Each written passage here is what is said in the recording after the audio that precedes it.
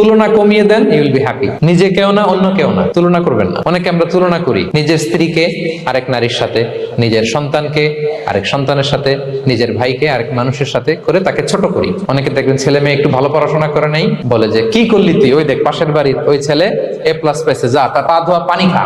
Common কথা, এটার একটা ভালো ব্র্যান্ডিং করা যেতে পারে, মানে এ প্লাস পাওয়া ছেলেদের পা ধোয়া পানি এরকম মিনারেল ওয়াটারের বোতলের মতো বিক্রি করলে ভালো ব্যবসা হবে। কি বলেন? এটা হচ্ছে আমাদের মুরব্বীরা, টিপিক্যাল মা বাবারা এটা বলেন, ভুল করেন, ওনারা বুঝেন না, ওনারা বুঝেন না। কখনো কম্পেয়ার করবেন, এটা করে আপনার ছেলের মনোবল আপনি আগেই ভেঙে দিচ্ছেন। আপনি দায়ী আপনার ছেলে কিছু না পারার কারণে। আপনি সাহস দেন নিজে, পাশে থাকেন নিজে। এ প্লাস যারা পাইছে ওর পা ধোয়া পানি খেতে বলছেন যে, ওকে ওই ছেলেকে আল্লাহ এ প্লাস পাওয়ার জন্য বানাইছে, আল্লাহ ওকে ওই মেধা দিচ্ছে, কিন্তু আপনার ছেলেরা আবার আল্লাহ তাআলা অন্যদিকে মেধা বাড়ায় দিচ্ছে।